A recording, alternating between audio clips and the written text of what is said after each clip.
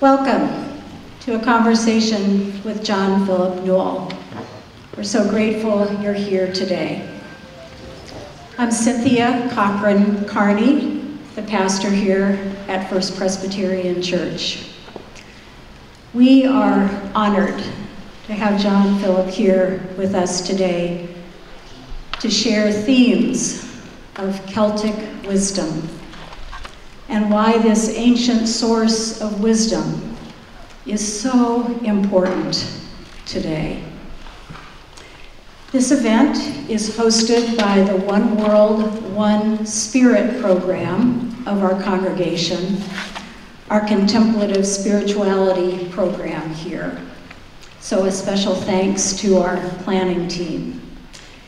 You should have received a handout when you came in with more information about One World and One Spirit and what is coming up in the life of our congregation, which are all open to you. We hope you'll consider coming back for other events and services. This church has its roots in the Celtic world, specifically Scottish immigrants who settled here in San Rafael and Marin County. We share some history with Falkirk Mansion, just across the street from us off of Mission Street, including Captain Robert Dollar, who named that property after his home in Falkirk, Scotland. Scottish immigrants founded this congregation in 1869, started in a small log cabin, and other buildings were built over the years on this site. Presbyterians descend from the Church of Scotland, and you will notice various Celtic symbols throughout the building. Our large Celtic cross hanging here, a small Celtic cross up on top of the roof. Whether you are familiar with Celtic spirituality or this is a new source of wisdom and connection to the Holy One, I hope you will leave today wanting to know more. This morning will include a presentation by John Philip, a time to write down some reflections about what you've heard. There is space on the back of the handout for that. Then I will have a conversation with John Philip. There will be a time for questions and answers that you may ask, and a closing. After this morning's presentation, I invite you to explore the building, to look in the chapel, to walk down the hallway, to see our gallery of pictures of our life together. There's an information table also in the hallway. If you brought a book that you would like John Philip to sign, we will have a table set up on the patio. So he will be out there after the presentation if you brought a book for him to sign. And you're all welcome to spend time on this beautiful day out on the patio. Restrooms are located down the hallway at the end. Turn right down the hall, men and women's there. Thank you for keeping your masks on. We are living into this next phase of the endemic, but for now, the church asks that whenever we gather for events and worship services, we wear masks. John Philip Newell is a Celtic teacher and author who calls the modern world to reawaken to the sacredness of the earth and to the sacredness of every human being. Canadian by birth and a citizen of Scotland, he resides with his family in Edinburgh and works on both sides of the Atlantic. In 2016, he began the School of Earth and Soul. It was originally called the School of Celtic Consciousness. and he teaches regularly in the United States and Canada, as well as leading international pilgrimage weeks on the island of Iona, a small island in the Hebrides off of the west coast of Scotland. His PhD is from the University of Edinburgh, and he has authored over 15 books. His latest book, published in 2021, is Sacred Earth, Sacred Soul. And this congregation has been reading and studying that book together over the last 6 weeks. He has been described as having a heart of a Celtic bard and the mind of a Celtic scholar, combining his teachings, the poetic and the intellectual, the head as well as the heart, and a spiritual awareness as well as political and ecological concern. His writings have been translated into 7 languages. He sees himself as a grateful son of the Christian household and continues to seek to be in relationship with the wisdom of humanity's many religious traditions. So it is my great joy to introduce John Philip Newell.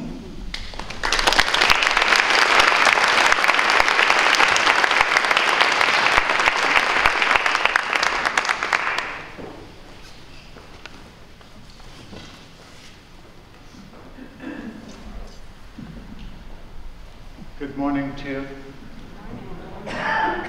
Thank you, Cynthia.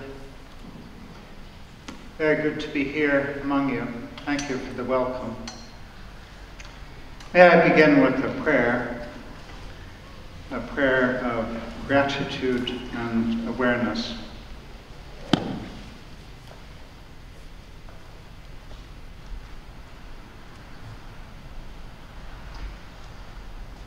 In the gift of this new day,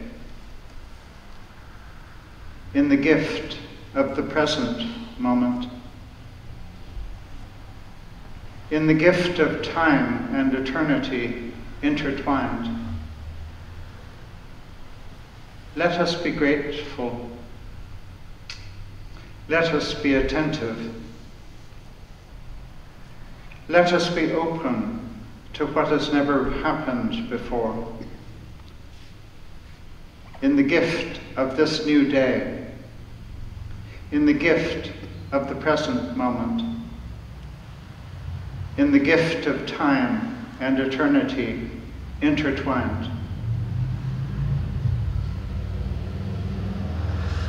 Amen.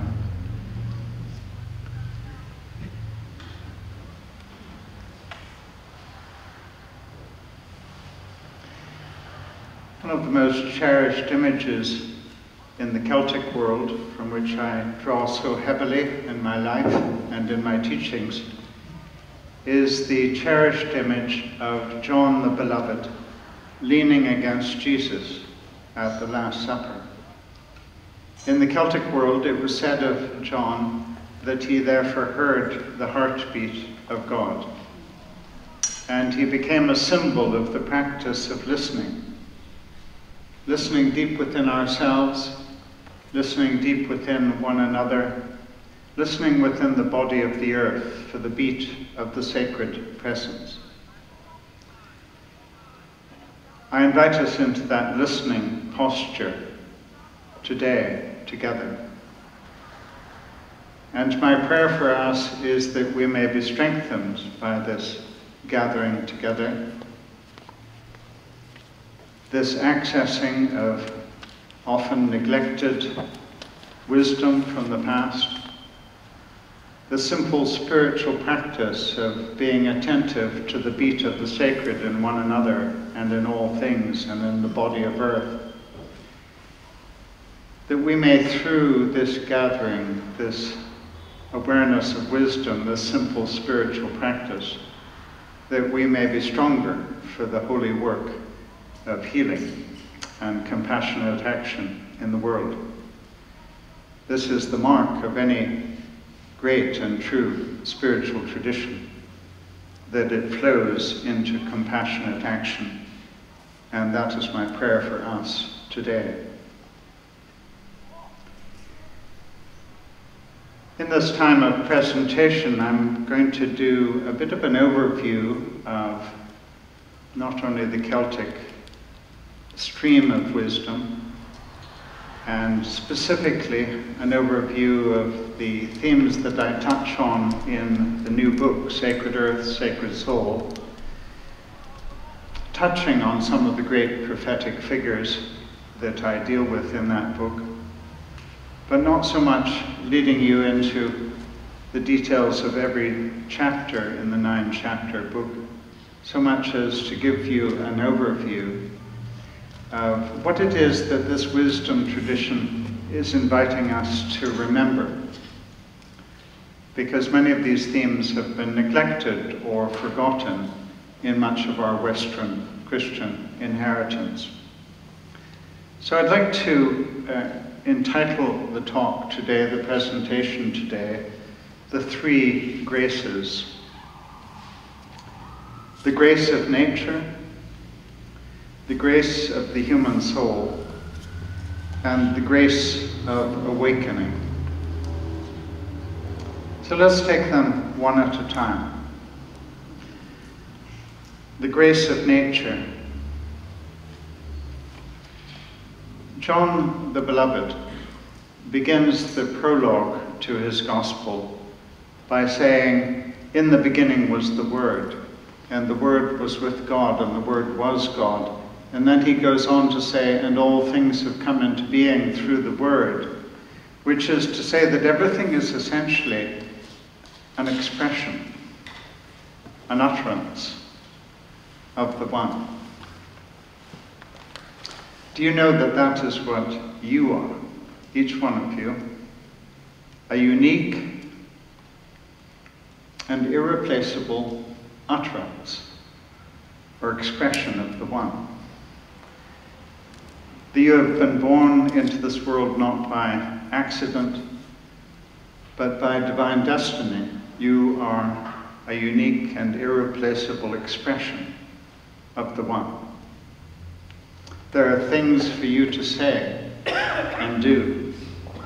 There are things for you to think and feel that only you can do. That's not to inflate ourselves, but it is to remember that each one of us is unique expression of the divine. Just before the pandemic, I was in, a number of months before the pandemic, I was in Virginia giving some talks and visiting this theme of John's, "In the beginning was the Word, and the Word was with God," and seeing everything as essentially an utterance or expression of God. At the end of my talk, a man came up to me and said, "Is there a connection or a relationship between the word utter and the word uterus?"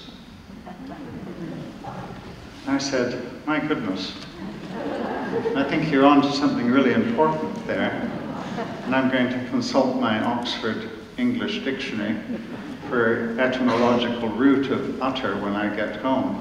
And sure enough, utter,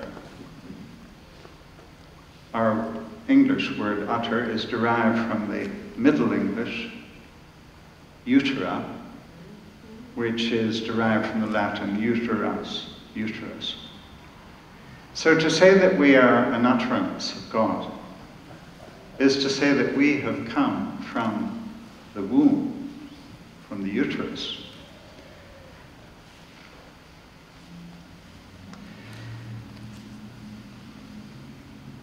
The first historically recorded Christian teacher in the Celtic world is a teacher named Irenaeus, I-R-E-N-A-E-U-S, Irenaeus. He appears in 2nd century Gaul, that ancient Celtic territory of Gaul. You know, sometimes we imagine the Celtic world as consisting of Scotland, Ireland, Wales, Cornwall, Brittany. But that's just the edge, that's just the fringe of what at one stage was an expansion of Celtic peoples right across the whole of Middle Europe, ranging from Turkey at the eastern side of Europe right through to the Atlantic coastline of Spain. So these places like Galatia, Galicia, Gaul, all these place names just mean the land of the Gaels, the land of the Celts. So the first historically recorded teacher in the Celtic Christian world was from Gaul, Irenaeus. Irenaeus had been a student of Polycarp, and Polycarp had been a student of John, the Beloved. So only one teacher separates these two. And in Irenaeus we hear all of the favorite themes of John, especially from John's prologue. In the beginning was the Word. Celtic teachers over the centuries have been drawn again and again to these opening words, and they are so loved that we hear many paraphrases. And in the 2nd century we hear Irenaeus using a paraphrase. And he prefers to say, in the beginning was the sound. And the sound was with God, and the sound was God. And everything has been sounded into being. Everything is a vibration of the sacred. One of the reasons I love that paraphrase is because it takes us so immediately to the east. In the beginning was Om, that first sound, the sound through which everything has been vibrated into being. The Celtic world at that stage was an oral culture.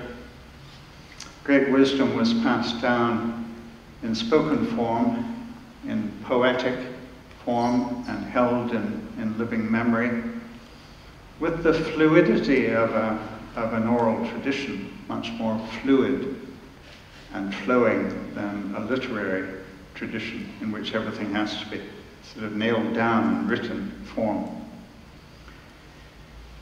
But Irenaeus had been trained in the Roman Empire, and so he was a literary figure as well as living and teaching in an oral culture.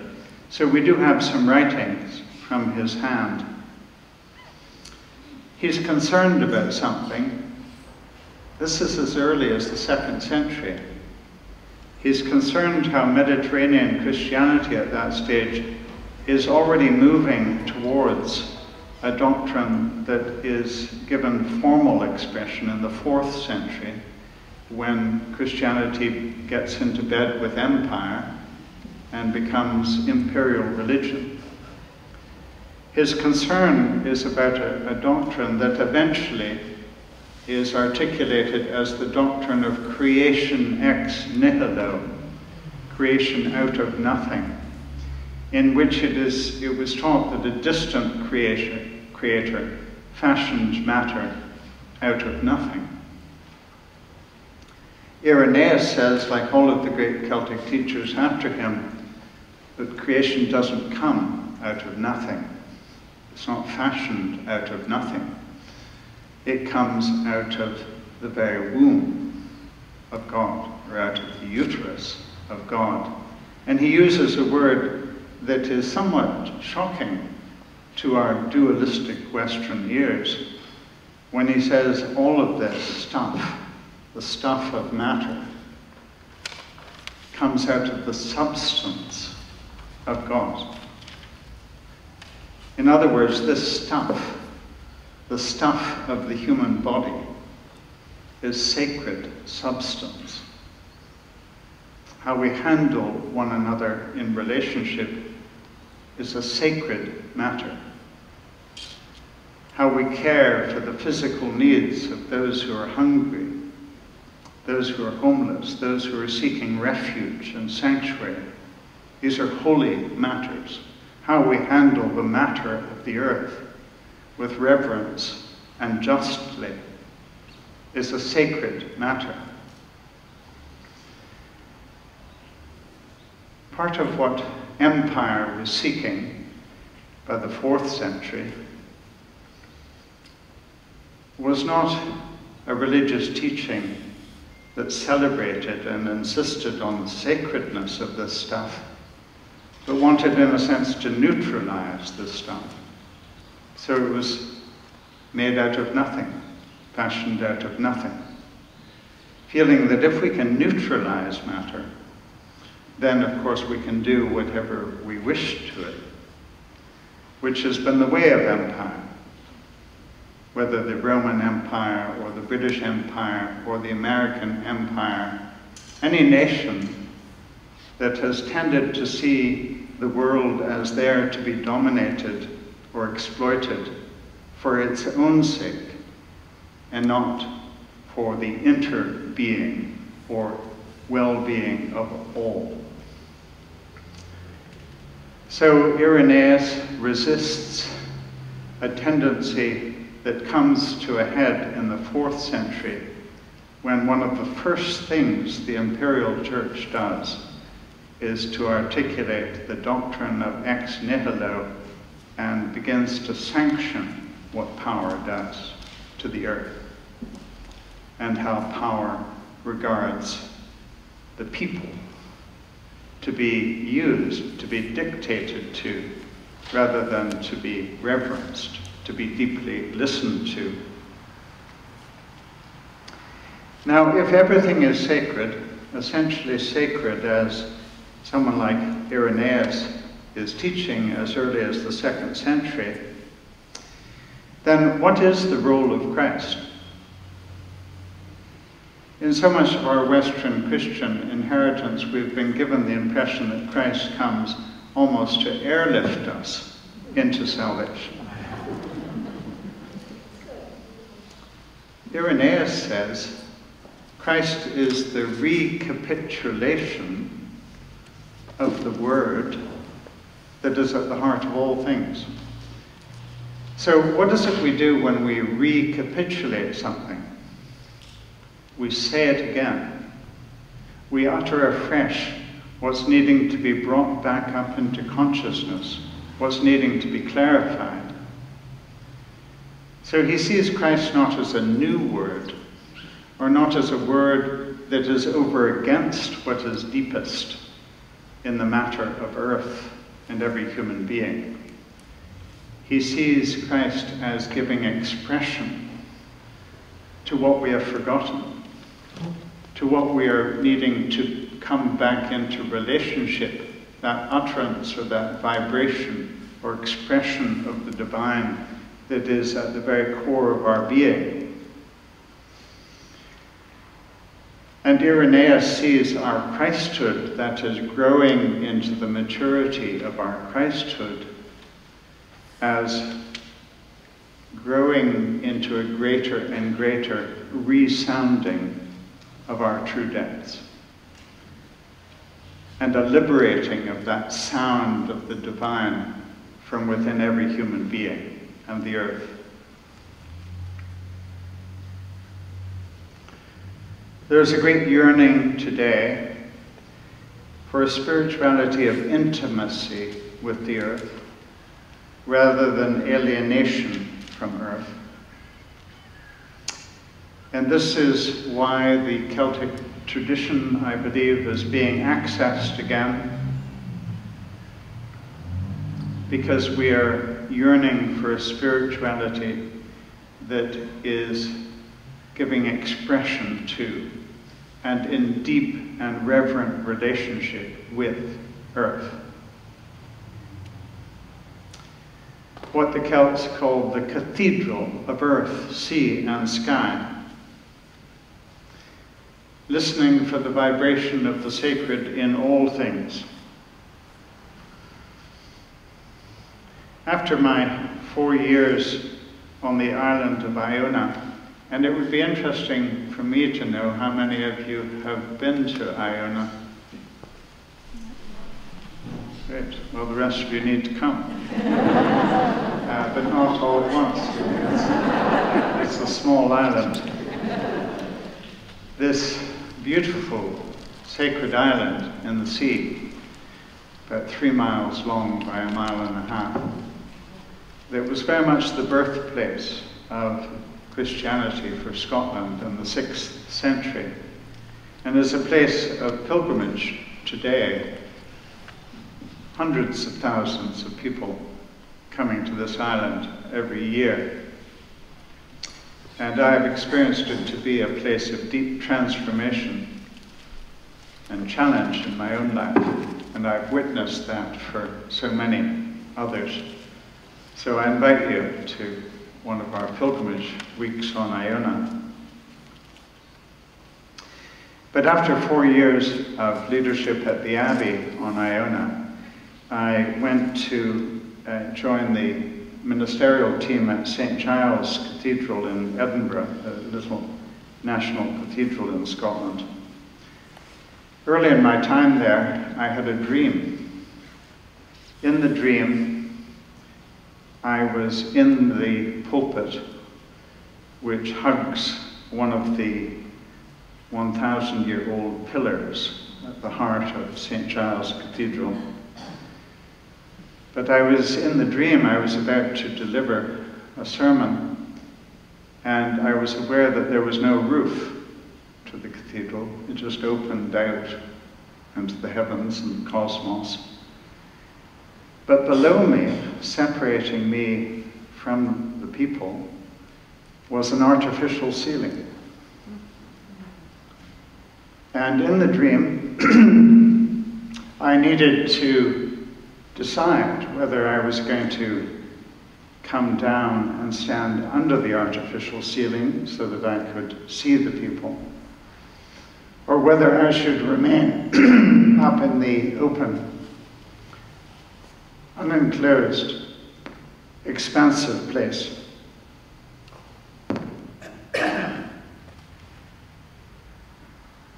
Excuse me.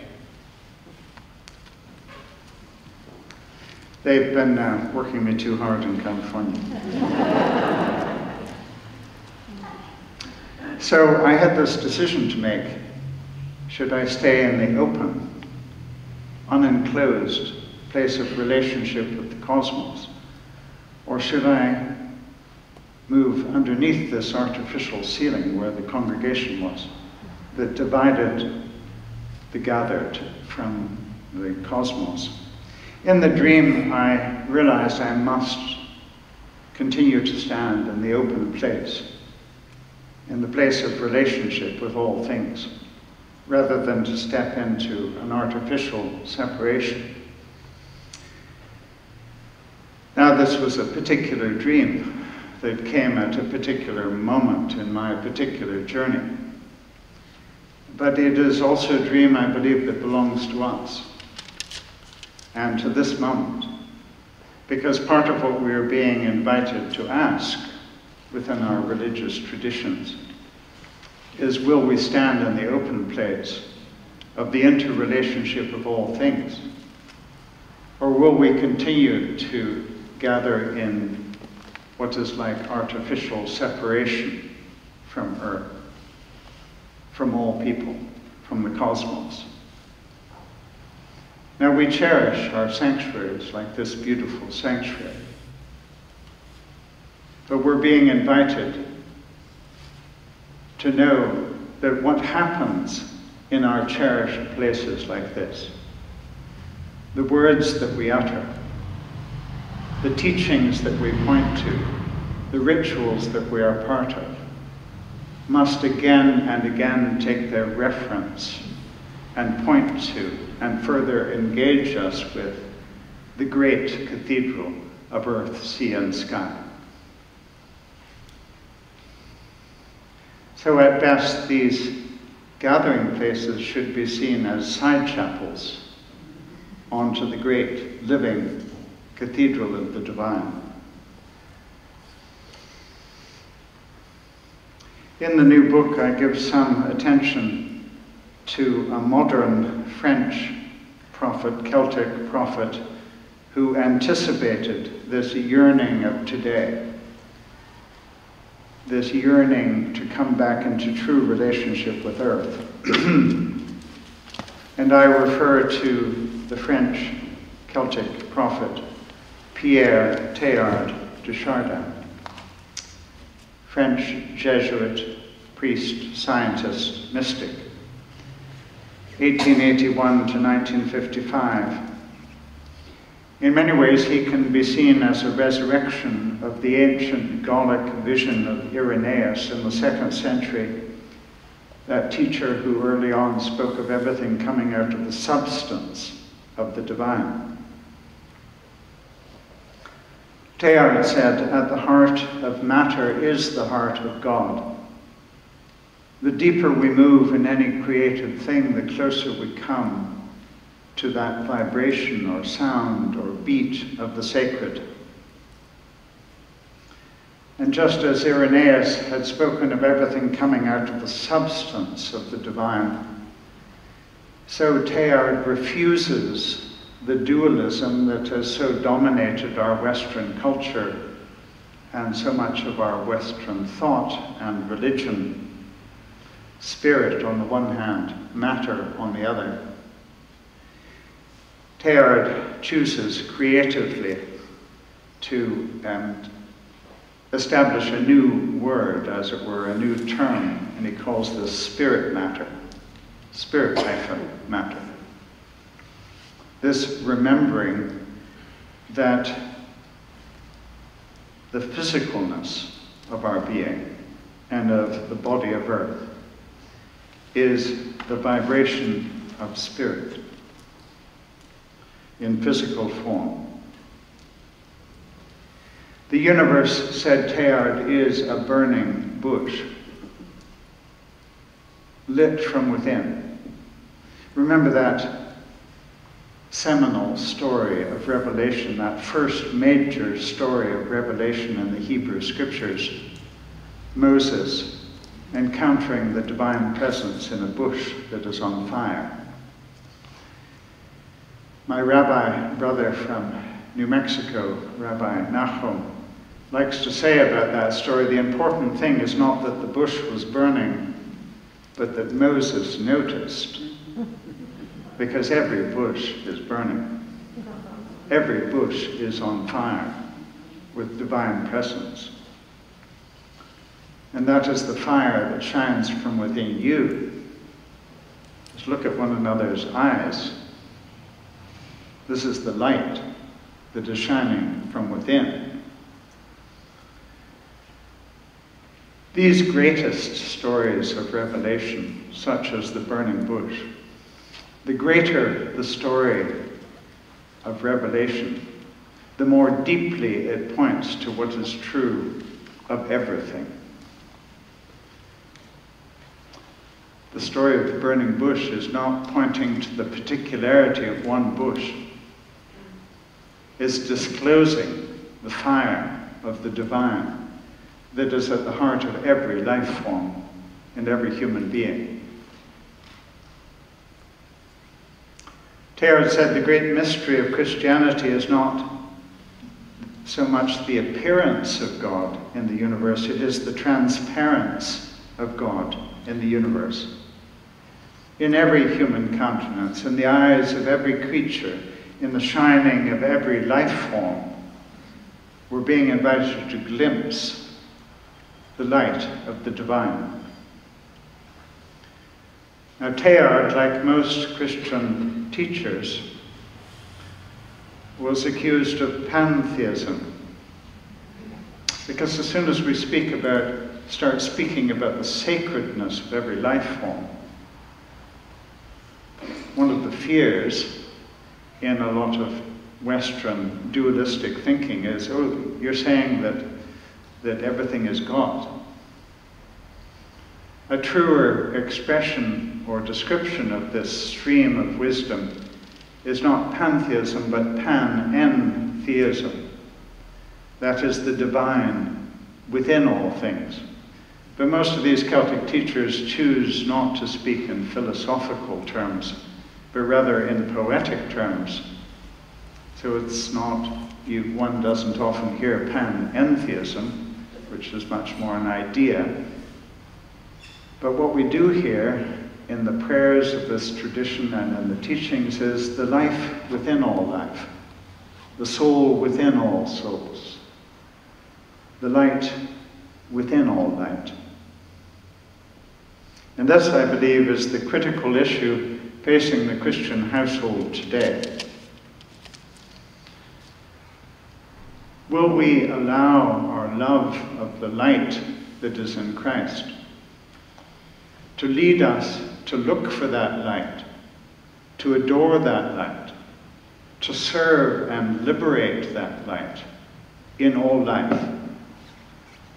Or will we continue to see that light, the light of Christ, as somehow essentially foreign to all life, as somehow an exception, rather than the disclosure, the manifestation of that flow of light that runs deep in all things? In his last writings, Teilhard, who in fact had not been allowed to publish any of his writings, the Vatican forbidding the publication, he, in the end, chooses an act of disobedience by turning over all of his writings to his personal secretary, Mademoiselle Mortier, so that when he dies in 1955, his writings are hers rather than the church's. Thank God that he chose to be disobedient. I still meet priests, sisters, who were studying theology in the late 1950s just as these writings were being released. They have wonderful stories of reading Teilhard under the covers at night by flashlight, strapping his books under their mattresses during the day. This is exactly what theology needs to be. It needs to be so exciting. It needs to be so related to the unfolding journey of earth and humanity that we will read it no matter who tells us not to. Because we will know in reading it that we are being reconnected to the sacred presence at the heart of all things. Teilhard said at the end, in one of his last writings, Christianity is at the end of one of its natural cycles of existence. Christianity is at the end of one of its natural cycles of existence. It needs to be born again, he says. And in that born again Christianity, Christ will no longer be seen as a deserter of the earth. He will be seen as lover of earth, at one with earth. So that's the grace of nature, the sheer God-given sacredness of everything that has being. The second grace I'd like to focus on briefly is the grace of the human soul. The Celtic tradition remembers that the first thing that is said about us in Scripture is that we are made in the image and likeness of God. This is a foundational truth in our scriptural inheritance. Everything else that is said about us needs, I believe, to be said in the light of this first utterance, that we are made in the image and likeness of God.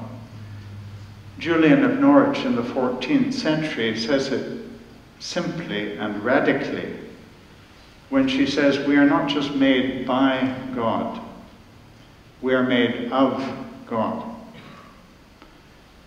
Which is one of the reasons why Julian so loves to refer to God as Mother as well as Father, because she sees us as coming out of the womb of the divine.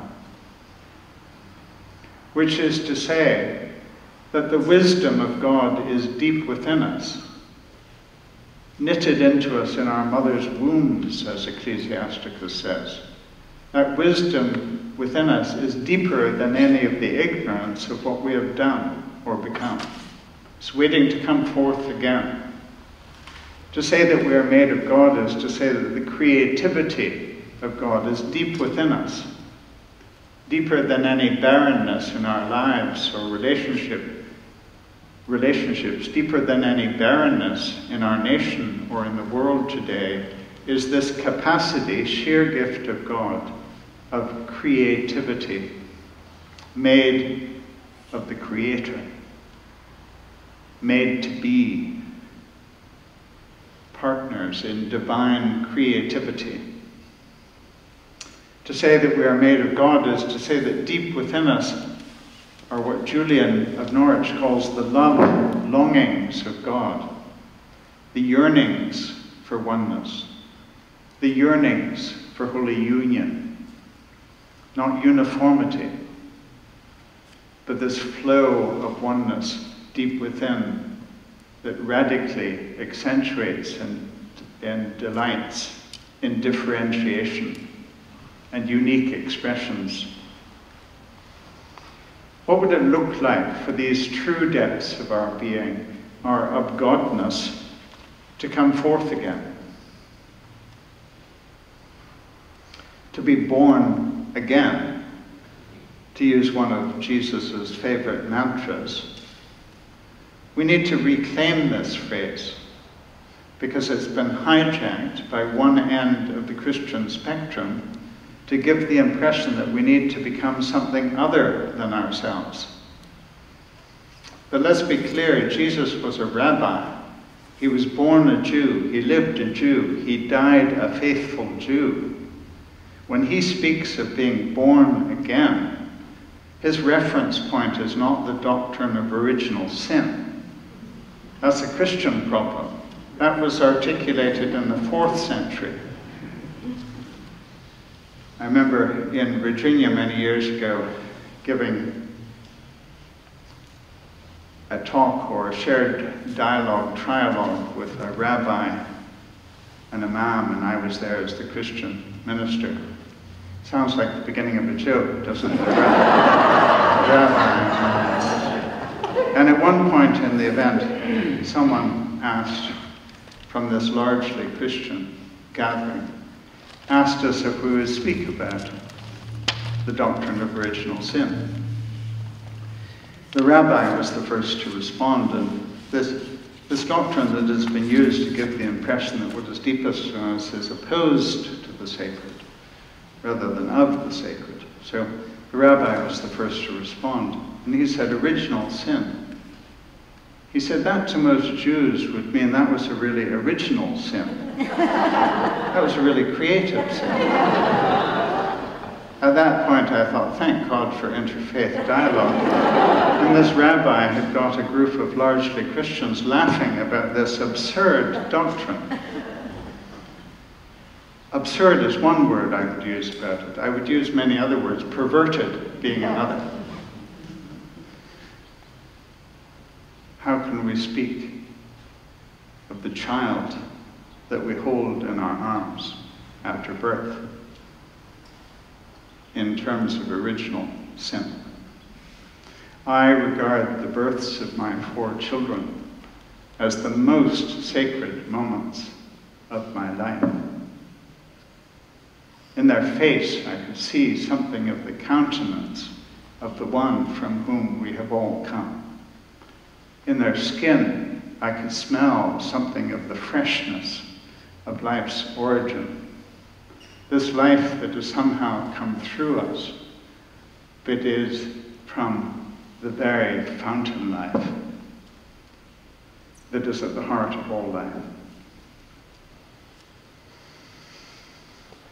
In the Celtic world, it is said that we have forgotten who we are. And John Scotus Erugena, the 9th century, says we suffer from soul forgetfulness. And the more we forget who we are, the more we forget what is deepest in every human being and in one another, the less and less we treat one another, and the less and less we treat ourselves as unique expressions of the divine. So Reawakening says we suffer from soul forgetfulness. Then he goes on to say, and Christ is our memory. He comes not to embody a truth that is foreign to us. He is our revelation, says Reawakening, this word that comes from the Latin root revelare, which just means to lift the veil. He sees Jesus as lifting the veil to show us who we are, made of God. Expression, sounding, utterance of God.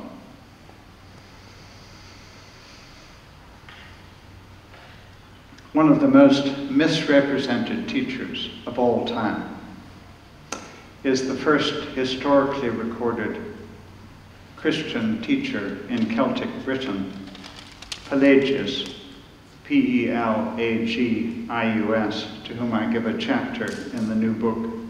His dates are approximately 360 to 430.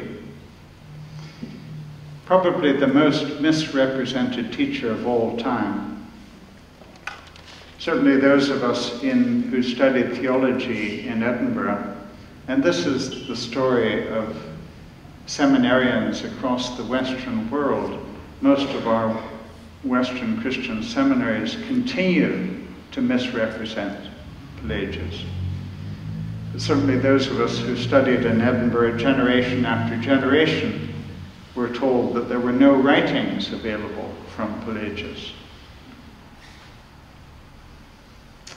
which meant that the only thing we could read about him came through the mouth of his theological opponent, Augustine, which of course led to a very fair analysis. We now know that there are many writings from his hand, and guess what?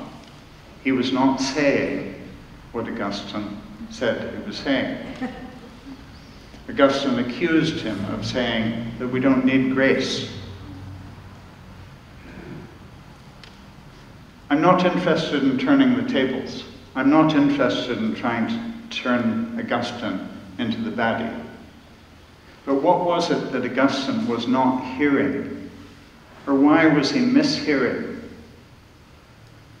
He heard Pelagius saying that deep within us is the sacredness of the divine, that our nature is sacred.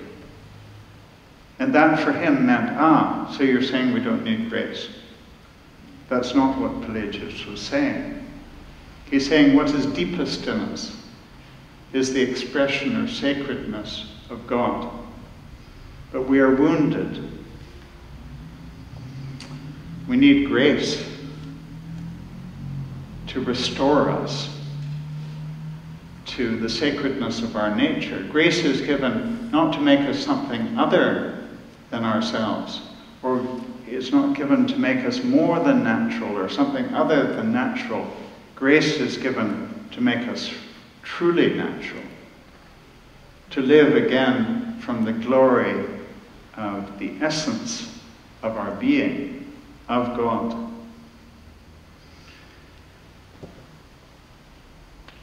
Celtic teachers over the centuries make a simple distinction between grace and nature. Nature, they say, is the gift of being. It is the sacred gift of being. Grace, they say, is the gift of well-being. It's given to return us, reconnect us to what is deepest, the flow or the light of the divine deep within.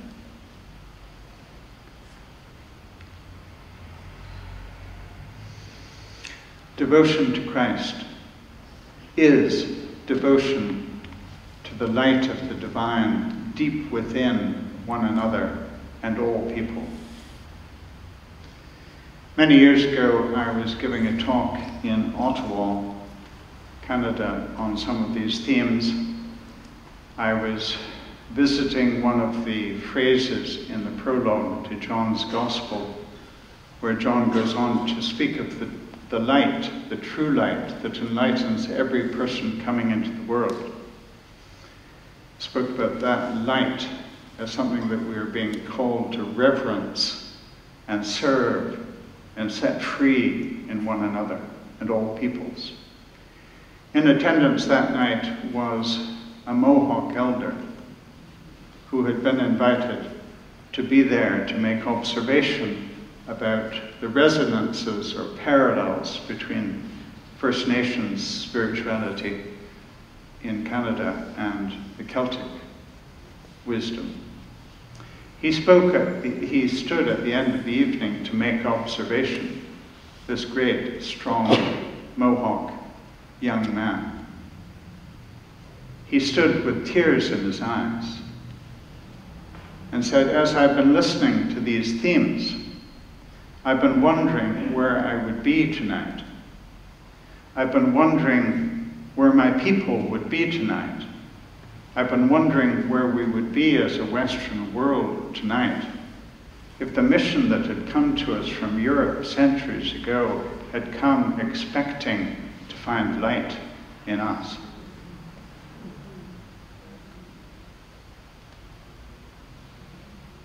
We cannot undo the tragic wrongs that have been done in the name of the humble one, Jesus. We cannot undo perhaps the most arrogant expression of religion that humanity has ever witnessed, a Christianity conquering, triumphing in the name of so-called truth. We cannot undo that. We can, however, be part of a new birthing. We can be part of a re-uttering. We can allow ourselves to be born anew, to be born again from our true depth, so that instead of violating this light that is deep within every human being, this light that is in every life form, we can serve this light with love. We can be part of reverencing it and setting it free.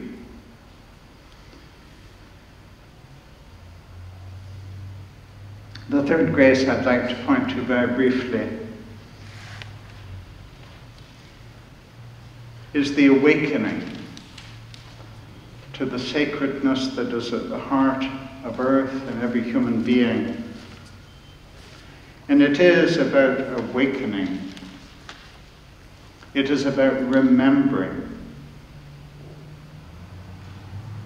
These ancient truths that have been neglected so often, when we hear ancient wisdom that has been pushed aside, when we hear it, even if we've never been taught it before, our deep response is, oh, yes. I had such an experience in Virginia. I do go to places other than Virginia. But I was giving a talk in Lynchburg, Virginia, many years ago, after listening to The Heartbeat of God had been published, in which I explore many of these themes. And I was speaking about the essential sacredness of the newborn. And at the end of my talk, a woman in her 80s, I think, came up the central aisle of the church to where I was at the front with a copy of my book in hand. And she was coming up the aisle so purposefully that the little naughty boy in me thought, I think she's going to hit me over the head with it. And I was quite wrong. And when she got up, she said, I want to show you what I wrote in this book after reading it. She opened the cover, and I saw that she had written, I knew it, I knew it, I knew it. I so often wish I had asked for that copy, because she had said so simply, so succinctly, what our deep experience is when we hear truth that has been neglected. It may even run counter to much of what we've been taught, but when we hear it at a deep level, we think, ah, I knew it. if I had been given that copy, or if I had thought to ask for it, it would be with me. It would be with me in this folder, my teaching folder, because it would be reminding me that the role of the teacher, including the role of each one of us for one another, is to never think that we are speaking a truth that is not already in the heart of the other, made of God. Our role is simply to try to give it articulation, is to try to utter in a way that releases an awareness in the other, and thus release from those true depths of the other up into awareness, up into consciousness, in a way that can be part of transforming and deeply undergirding and strengthening how we live, how we look at one another, how we think of one another, how we serve in love. Our role is to be awakeners, to be liberators.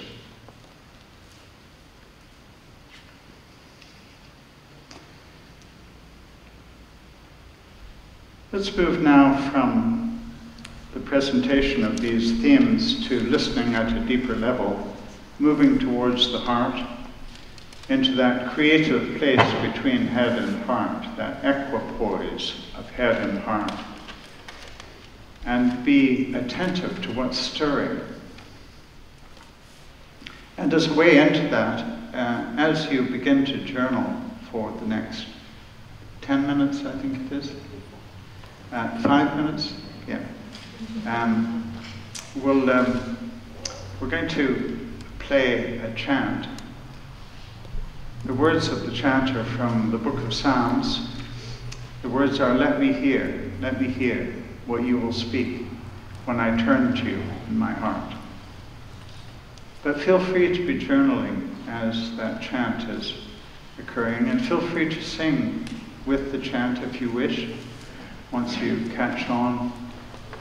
Very simple words. And I encourage you just to be attentive to what's stirring. Thank you. Oh, you're right, Susan. Please.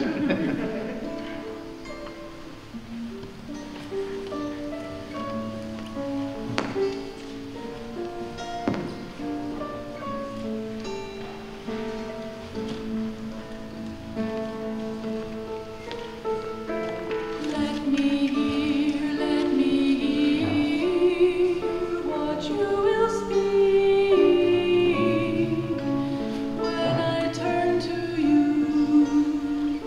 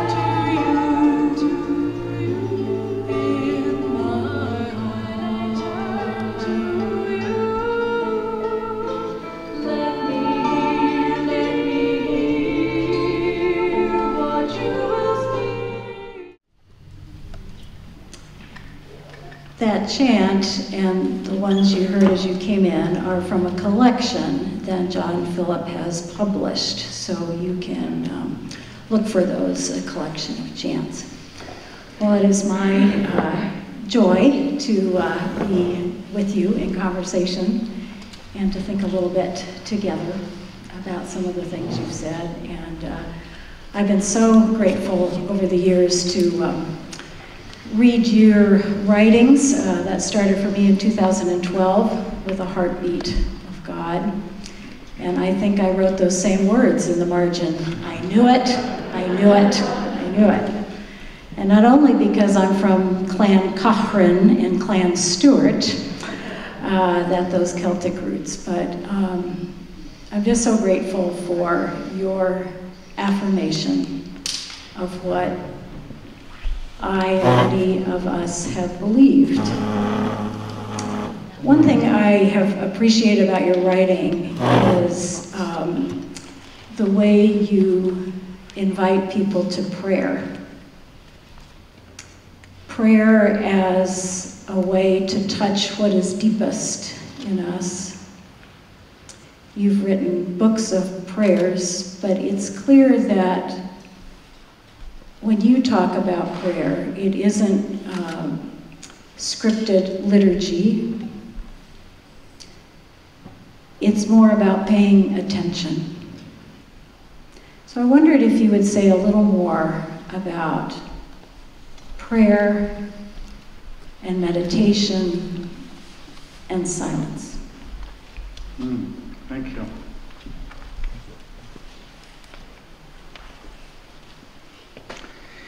I'm reminded of something that the great Jewish teacher Martin Buber said.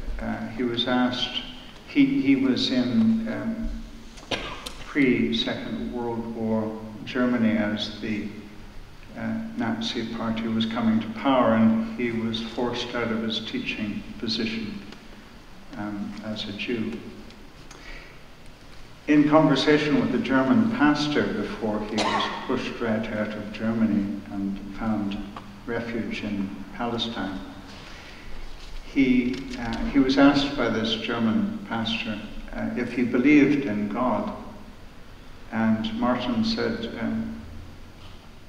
if to believe in God means to be able to speak about God, no, I don't believe in God.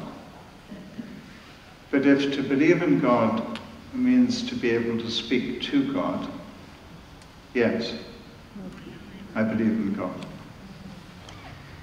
And one of the great gifts of Martin Buber to us, and I see it as a parallel to so many of the great teachers that I try to give expression to in the Celtic world, is this always remembering that what cannot be said about the divine is always so much greater than anything that can be said. And Buber himself reminds us that the only word that we can speak of God that is not a metaphor is the word thou. So we may speak about God as creator, as mother, as father, as redeemer.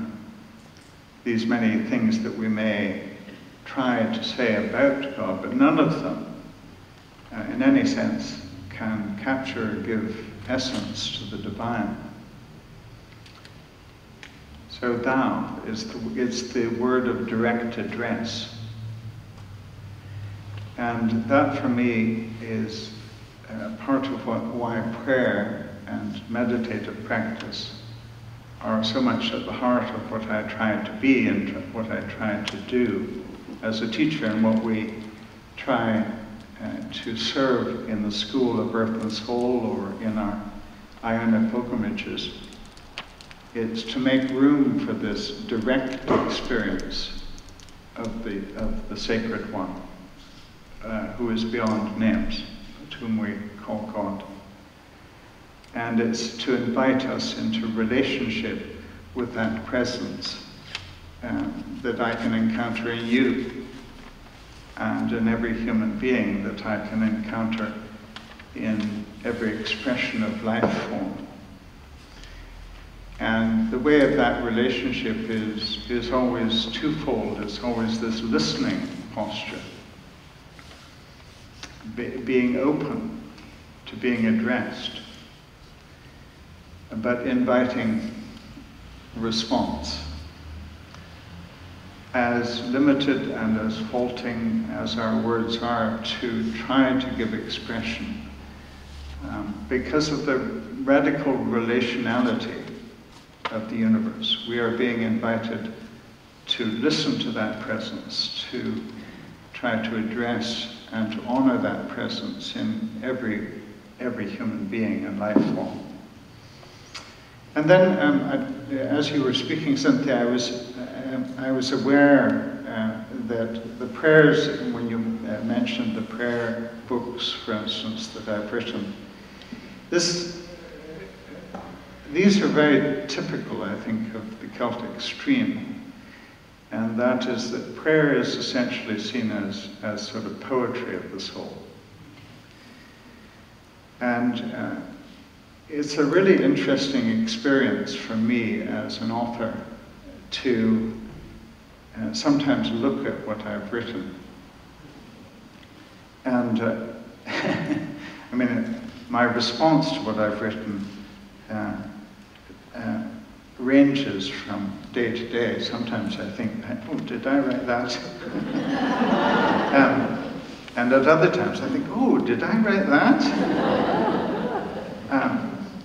But that's true of the prose writing, as it were, the spirituality or theology writing. I can see myself all over the page, usually.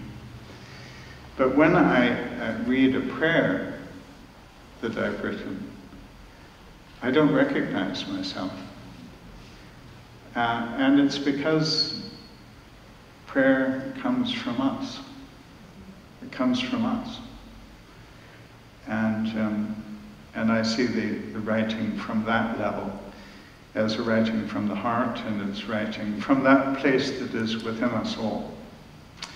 And it is less differentiated than the mind is between individuals. And I think that's what we're being invited into in prayer, into that place that is us, or that sacred presence that is deep within. Yeah, so much more could be said. That was a really wonderful place to begin. Thank you. As a writer of sermons, as a pastor of over 30 years, I too have had that moment of, did I write that? Yeah. I've changed since the last time I wrote about that passage. So I like that our spiritual life evolves, what we invite people to see and understand evolves.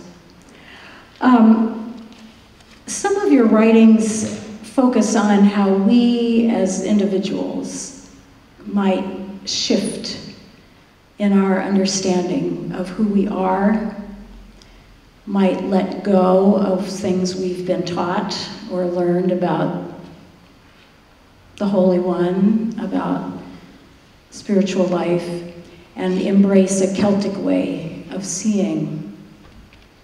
But I wonder how, if you can think of examples of how that works in a more collective sense, as a congregation, as a faith community, as an organization. How do those shifts, can you think of some ways of how we do that together?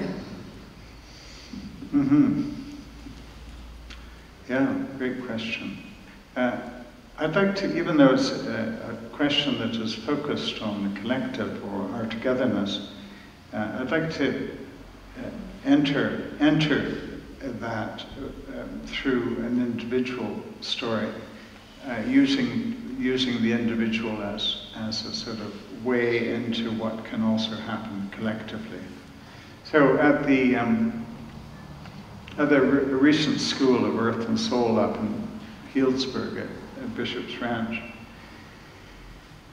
a participant spoke to me on the last day of something that she had experienced in meditation and in one of our spiritual practices. We had been speaking, I think, about, I had maybe used the image of everything essentially being burning bush, a burning bush.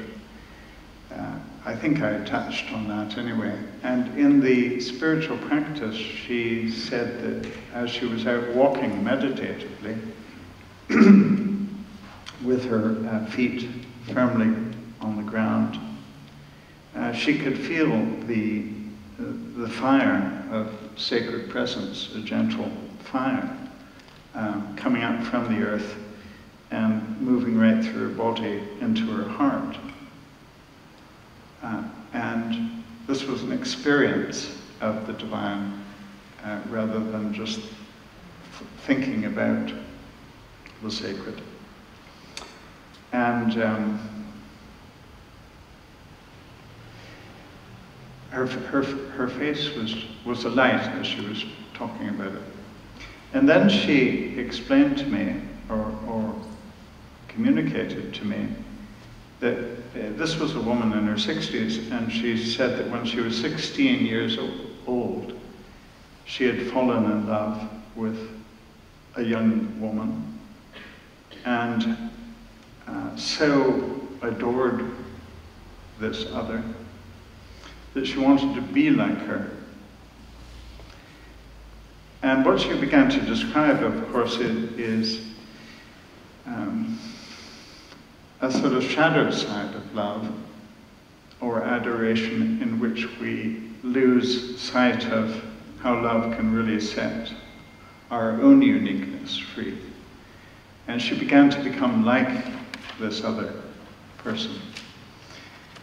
And this other person was left-handed and wrote with that sort of distinctive left-handed slant. The woman was speaking to me about her life story and account of, she was right-handed, but she began to write like this woman that she adored. So much did she want to be with her. And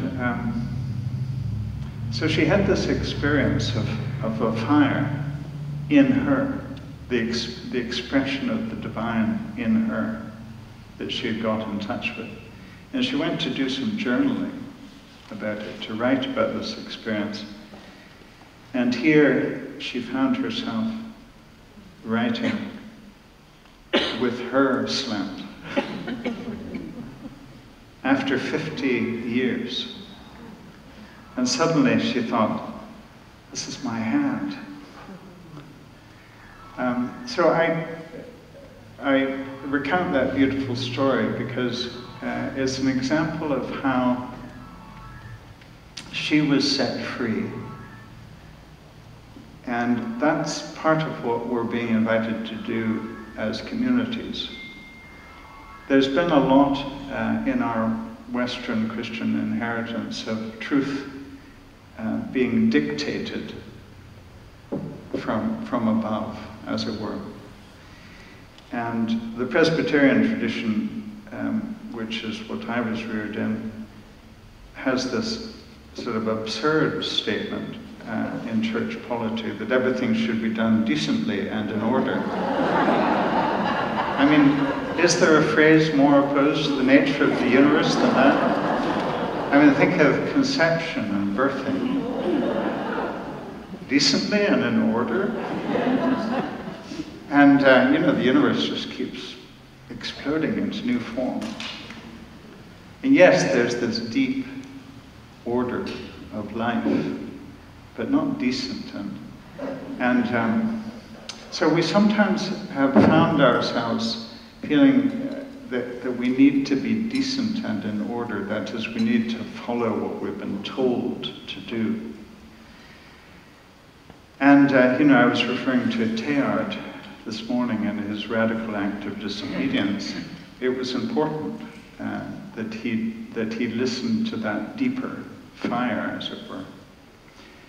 And our nation and our culture, as well as our religion, will have often told us that we are to behave in such and such a way, and everything of ultimate truth has already been articulated, and and we need to sign up to it or get out. But what about the well of truth being seen as forever flowing? We live at a new moment in time. There's new awareness, new consciousness that we are being invited into now that has never been before. And if our Christian household is to truly serve the well-being of earth at this moment in time and the well-being of humanity, we're being invited to access that flow of the divine, rather than to think that it is some sort of static, once-for-all expression. And to know the freedom of the child, to know, I love what Thomas Berry, the eco-theologian, says about the universe. He says, it must have been dreamt into being.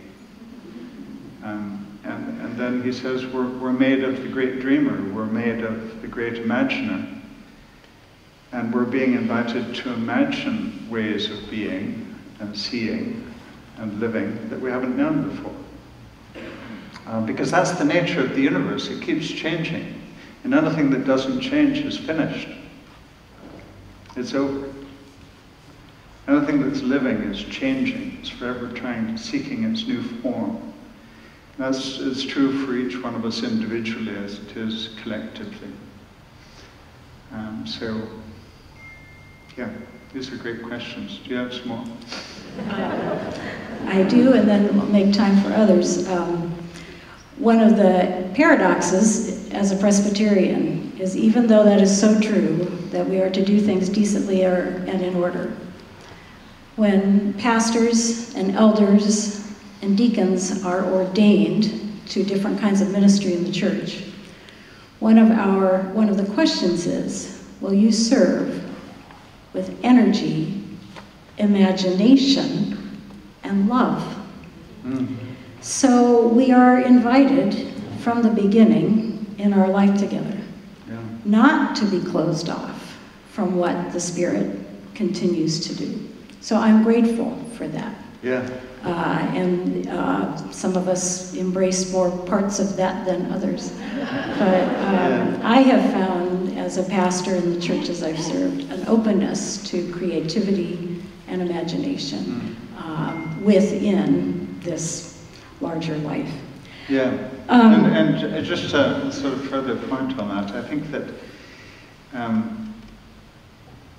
the way the doctrine of original sin is played out in a lot of our Western Christian inheritance, that has been a major discouragement to access the inner well, at that place of imagination, and that place of energy, and that place of creativity. And so part of setting one another free to live those sort of vows of imagination and energy and service. It's about tapping back into that inner well, that inner flow. The preponderance, or the way that the doctrine of original sin sort of colors so much of our theology, so much of our language in hymns and sacraments often, has inhibited that. Why would we want to look in? So there's been a sort of hierarchy of truth, or truth being dispensed from above.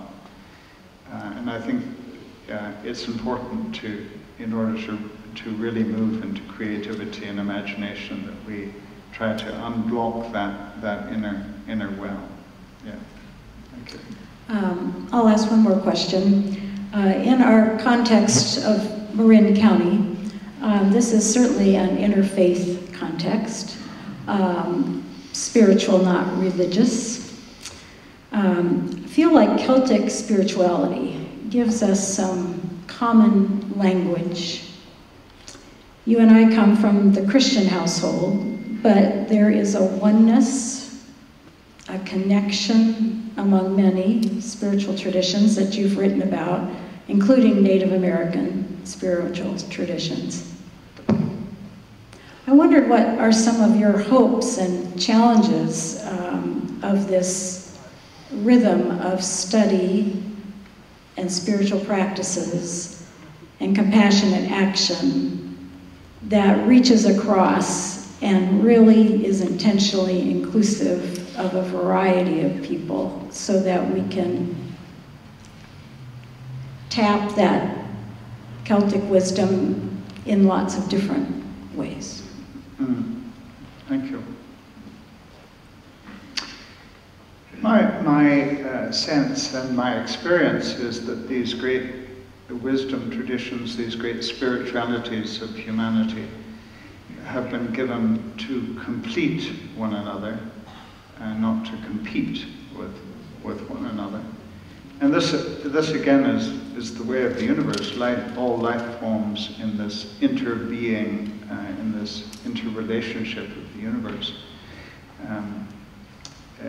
The well-being of the part and the well-being of the whole are so interrelated.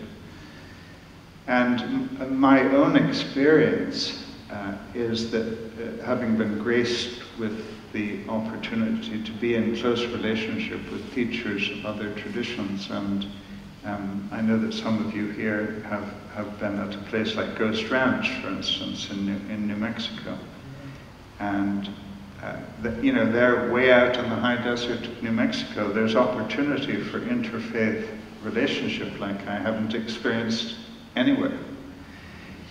So I've had some very blessed relationships with Jewish teachers, Muslim teachers, especially there. And I have found in those relationships that yes, I'm accessing wisdom from other traditions, which it is very important for my fullness or completeness to be aware of and receive from. The big surprise is that the surprise for me has been that I have learned from my rabbi or from my Sufi Muslim teacher, I've learned more about Jesus through their comments, through their questions, than I would have expected. Of course, that just speaks of a certain sort of closure of a religious system in which I was reared, that I should be surprised by that, of course. And I was, I'm thinking of a moment at Ghost Ranch in New Mexico where we were doing a sort of threefold teaching. So the rabbi would teach one day, he would offer some scripture and we'd reflect on it. The Muslim Sufi teacher would teach, then she would lead us into a passage from the Quran and we would reflect on it. And the day that I was teaching as a Christian teacher, and then gave the group some gospel, a text from St. Matthew's Gospel. After reading the text, I invited people to go out in silence and walk for 20 minutes and just to be attentive. Well, I gave them the option of either walking or remaining. And Rahma, the Sufi Muslim teacher, was sitting, and her countenance is always like a full moon. I mean, it's a beautiful, shining, rounded countenance. But she was just, light was just sort of radiating out of her countenance as she reflected on this gospel passage. So I was so keen to know where she was going in the meditation. And when we all gathered and I invited anyone to share, she was the first to speak. And she began by saying, "I so love Jesus, peace be upon him. He is so compassionate. He is so merciful. He is so truthful. I so love Jesus, peace be upon him." And those of us who are Christians in that circle most of us were looking at Rachma with tears streaming down our face. Feeling Rachma, you're teaching us how to speak about Jesus in new ways. Because often those who approach with reverence the heart of our tradition will see some things and will express some things that we've been missing. So I deeply believe in this realm of interspirituality, interfaith, and emphatically in my experience, it is not about me somehow diluting my devotion to Jesus in order to be in that relationship. What that relationship has done for me is to deepen the particularity of the faith tradition that I am a son of. Yeah. Thank you very much. We're going to make a transition to having a time for question and answer. And while we get ready for that, I invite you to turn to someone you're sitting next to and just have a brief conversation. Why did you come today?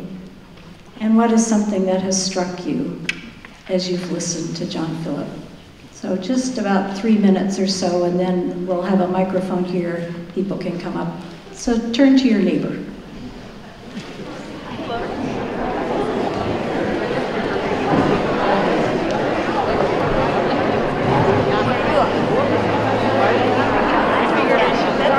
Somebody other than my husband, so. What? I'm sorry. Hi, I'm Sally. It's hard to hear each other with our masks.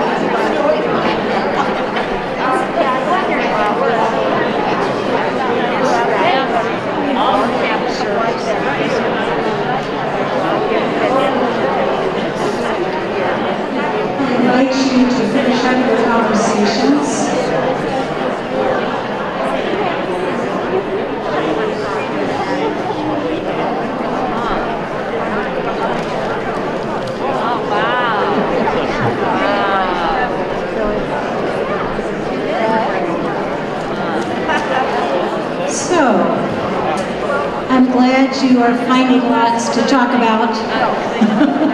That's good. So I've been about 5 times since 1996. It's one of the most beloved places in the world.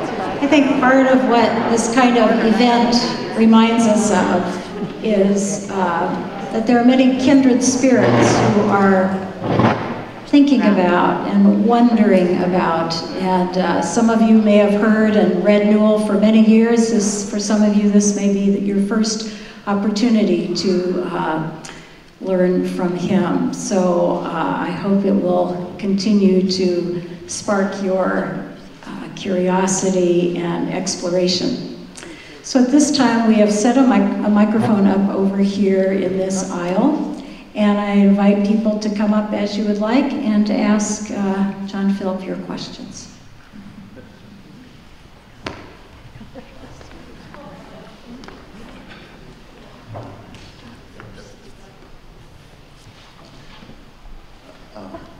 Can you hear me? Yes. There were a few things that happened. One was my body relaxed, hearing you talk.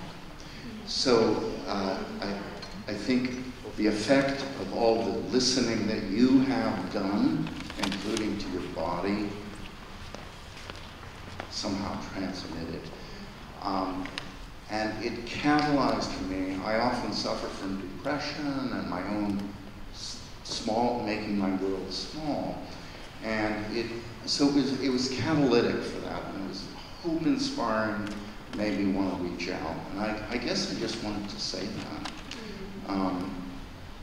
You know, when I hear people like Martin Luther King, there's a catalytic experience, and somehow I feel healed at some very basic level.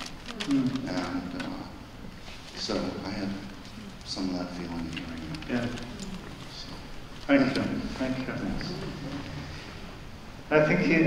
you. Thanks so much. I think you touch on something that is so true to inter-being and inter-relationship. I have a very funny story to share in response to that as well, and that was someone saying, John Philip, you should make a recording of your talks. I could listen to your voice going to sleep at night. And so I thought there might be a market. But it's so interesting what you're saying, isn't it? Because it touches on this theme and this awareness of us all being soundings, utterances of, and how can we? It's not to say that you know everyone needs to speak in the same monotone as I do, but because you know, we all have this sort of wonderful sort of variation of pitches, but how can, even in how we sound, even in how we utter, how can that be part of further enabling one another? And to be attentive to the fact that gift in its glorious sort of range of manifestations is deep within us, so that we're not, you know, being invited to try to acquire a way of speaking or acquire a way of being, so much as to let go and to what is deepest in us, and to live from that truth. One of the great teachers in this tradition that I've referred to, Reawakening. One of the wonderful things about Reawakening is that he loved to play with words. And one of the words he loved to play with was the Greek word for God, theos. Theos in transliteration. And he said it comes from the verb theo, which means to flow. For God is the one who flows through all things. And he says if somehow that flow were to be dammed up, then everything would cease to exist. So that flow of the divine is not to be looked for just in some people or in some places or sometimes. It's to be looked for in all and in every moment. And Kenneth White, the modern Scottish poet who is the subject of chapter 9 in the new book, he also loves to play with words, and he says God is not only the flow, but God is the glow flow that runs through all things. And I like to play further on Kenneth White's playfulness and say, well, God is not only the flow, God is not only the glow flow, but we need to let go to the glow flow. And that's what we're being invited to do. Not in a self-indulgent way, but in a way that, in which we more and more expect that what is deepest in us can in its flow, can bless and can be part of healing one another, because we need these contributory flows or streams for our wholeness. But thank you very much.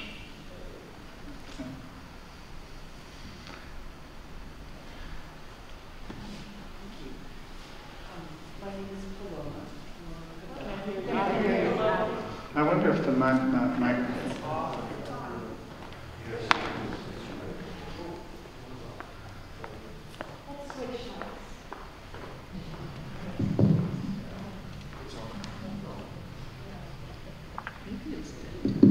There we are. Hello. Hello.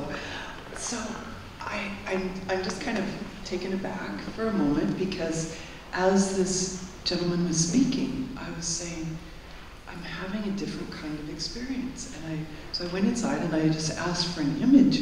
You know, what is it that's most true to the experience of what I'm trying to bring forth? And what came to me was magma. And I felt like there's something erupting in me as I hear you speak. So when you said the glow and the flow, I went, OMG, this is amazing. So there's some attunement thing that's going on here too. So I just wanted to say that my experience of being here is as though there's some parts that have been held captive that are now able to be released, that there is this larger space into which it's possible to be and to speak and to live.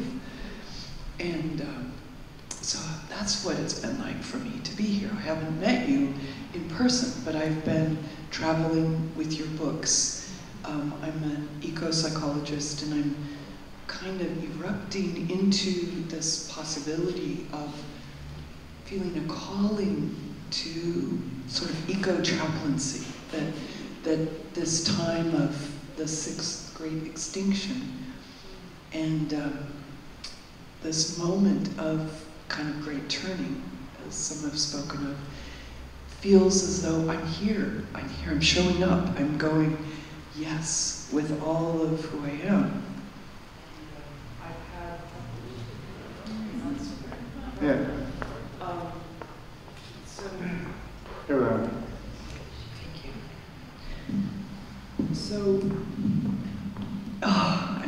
I'm feeling like if this is my only chance to ask you something, what do I want to ask?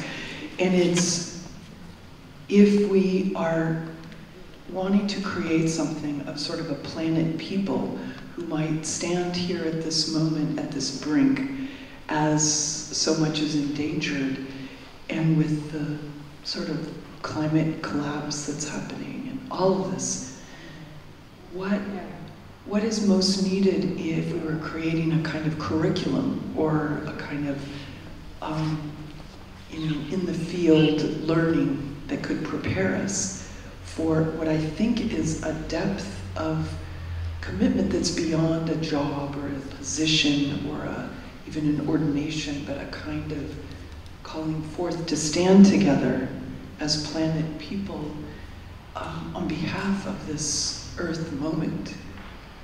And I feel like your work is so fundamental to the transformation of consciousness that we're making. So what can we put in our backpacks, our curriculum for eco-chaplaincy? Right. Well, thank you, Paloma. And I'm so delighted that my colleague is here. Cami, would you mind standing up just so that people can see who they might speak to later on? Cami has just been appointed. Cami has just been appointed as Director of Earth and Soul. She began in January, so this is. And I've been saying to people that I've never felt so well held in the beginning of a tour as what Cami has enabled. And one of the things Cami is going to be working at, as well as tending the School of Earth and Soul, you know, and when you speak of curriculum, that's really what we're trying to do in the School of Earth and Soul. And it is the threefold vision that I believe we need to keep accessing wisdom that has been spoken before us. I love what the Hebrew mystics say when they speak of new ancient words. That is, giving voice to ancient wisdom that has often been neglected, and certainly the Celtic stream is one of those tragically neglected streams. But it is one, you know, it is one stream, and it is like many native and nature-oriented streams that have been subordinated or persecuted or wronged. And so it's about how do we access some of that ancient wisdom and speak it into new ways, speak it in new ways for this moment in time and for the most critical challenges of this moment in time. So the one piece is very much about engaging with our minds and discipline of study, allowing ourselves to hear this great wisdom that has been spoken and written. The second is our conviction that great wisdom should never just be sort of heard up here. How can we root it more deeply? How can we bring it into our heart? How can we listen both with head and heart, and I think move into that very creative place, that imaginal place, that place where we're being invited not just to hear, but to dream the vision onwards and to allow ourselves to imagine ways of relating and living and being that we've never known before. And then the third piece of the school is compassionate action, so that that wisdom, that study of wisdom, that spiritual practice is about becoming stronger and more passionate about the way of compassion and the way of action. So that's what we're working on in the school. So if you're interested, I mean, some of this can be found online, but Cami's also here today. And then one of the things that Cami is further working on, and this is going to be released in the next month, in March, and that is a type of template for doing this in house gathering context. So not just when we have the annual California School of Earth and Soul, but what about all the in-between times? And Cami and some others have been developing a template and a pilot project over the past year, and we're just about to release those resources. And those are truly just resources we're going to sort of release. Erupt. They're not erupt. Yes, that's right. They're not ours. We don't. It's not about people somehow having to become part of an organization called Earth and Soul. It's saying we've developed this threefold perspective for our own purposes, and these house gatherings are going to be part of the way forward, I believe, because many of us are in a type of a period of spiritual exile. That's part of what characterizes this moment. You know, some are blessed to have spiritual communities in existing congregations and so on, but many do not have communities that are feeding them, deeply nourishing them. That's a suggestion of where we are going and where we want to share resources. So, thank you. I'm all in, Kemi. I'll be looking for Yeah.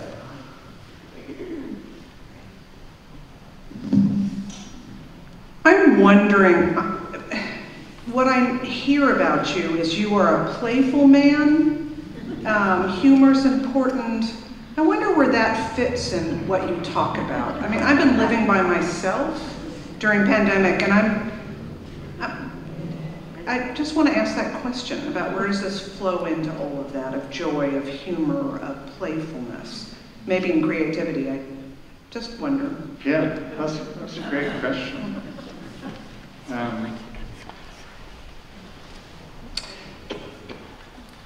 Well, I think to begin with, I think I've had I've been blessed with some people who have been releasers of joy, or bearers of joy, and have shown me how playfulness, humor can be part of moving deep. I mean, think of some great spiritual leaders in the world today, like the Dalai Lama. Yeah.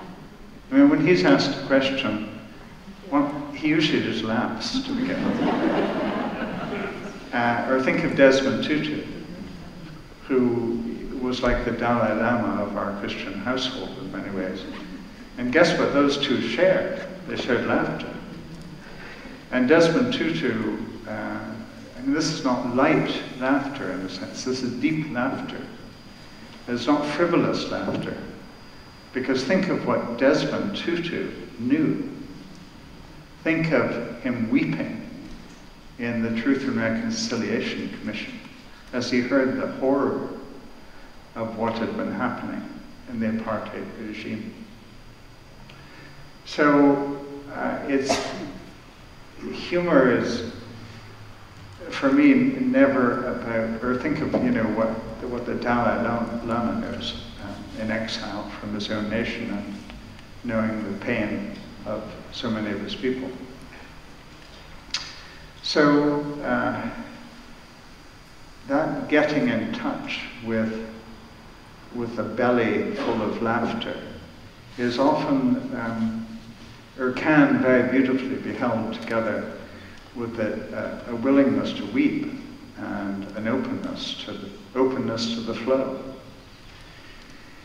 I think the other thing that laughter can do, I mean, I was, as you were speaking, I was thinking of a monk named Roland in Edinburgh who played such an important part in my life and formation when I was studying theology. He lived out in a community of great simplicity. They all had basically garden huts in which to live. And then their chapel consisted of 2 garden huts joined together. And then there was a more substantial building where they would welcome anyone. So when you had a meal there, on your one hand, there might be the Bishop of Oxford, and the other, you know, you'd say, where are you from? And I've just got out of Barlini prison, right? So I mean, it was like the kingdom of God. Everyone was there, and you never quite knew who you were going to meet. And we'd be praying in the lovely little chapel, and it was like a holy experience of chanting psalms. And we'd go out sort of somewhat transported from the beauty of prayer into the kitchen, and Roland would come in and he would, you know, he would see that we had all become a bit too serious in our religious practice, and he would say, the problem with heaven is that we're going to have to spend all of our time with God. And of course what he was doing was breaking us free from this over-seriousness in which we, what is it we're doing when we're overly serious? Is it that we are so unsure in a sense that we have to grasp onto one mode of being and maybe try to force it onto others? I'm not sure about everything that we're trying to do when we end up being too serious. But it's the nature of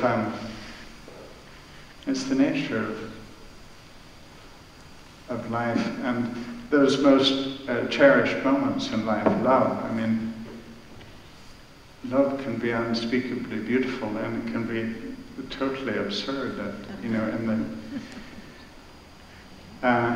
So for me, it's about letting go to the flow and being attentive to what emotion, what feeling is inviting us to move deeper. And sometimes when we laugh, something opens up in us, and we can hear in a new way. And that's not to scheme to make use of humor to open up. I think it can just be part of the whole experience of opening. And I think the other major influence in my own life that I'm so thankful for is my father, who had a gift of tears. And for me, opening to tears and opening to laughter, it's all part of a continuum. Yeah. Really important question. How can we be that for one another? How can we be less inhibited in order to release a flow in the other as well as in ourselves? I think it's a really important point that you've asked, I believe. Yeah. So I think we're at the end of our Q&A time.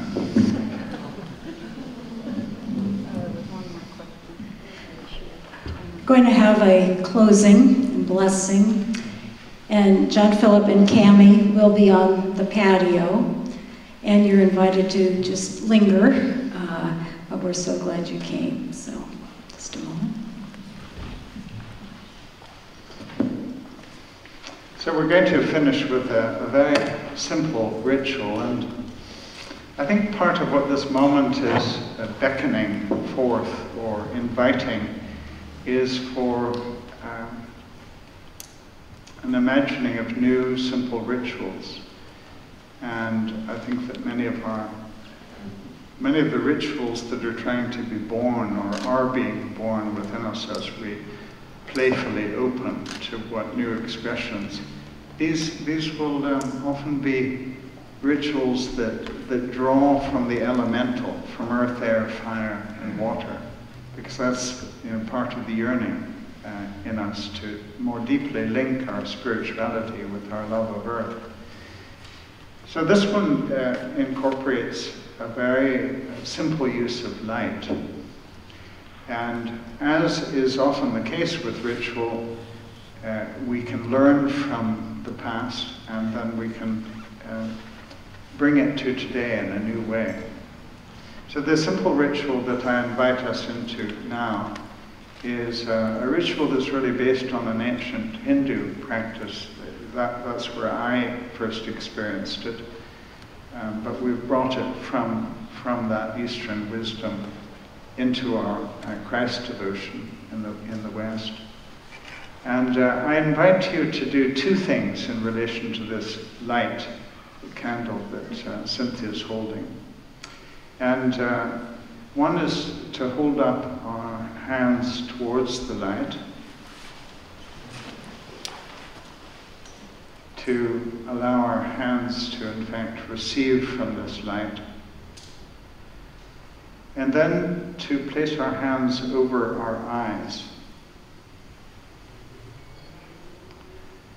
And allow this simple posture, to express our desire to see light in one another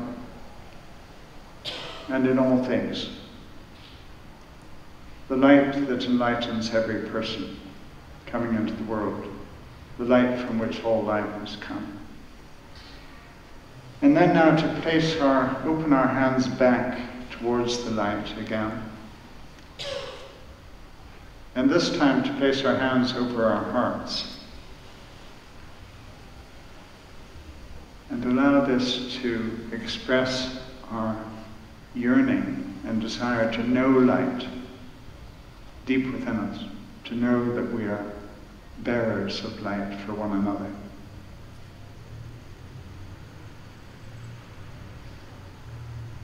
So let's do that together one more time. Hands towards the light, towards covering our eyes. May we see light in one another and all things. Hands back towards the light. Now over our heart, may we know light, each of us. May we know that each of us is unique bearer of light. Amen. Now I'd like to close with an ancient blessing from the Hebrides of Scotland, a blessing for peace.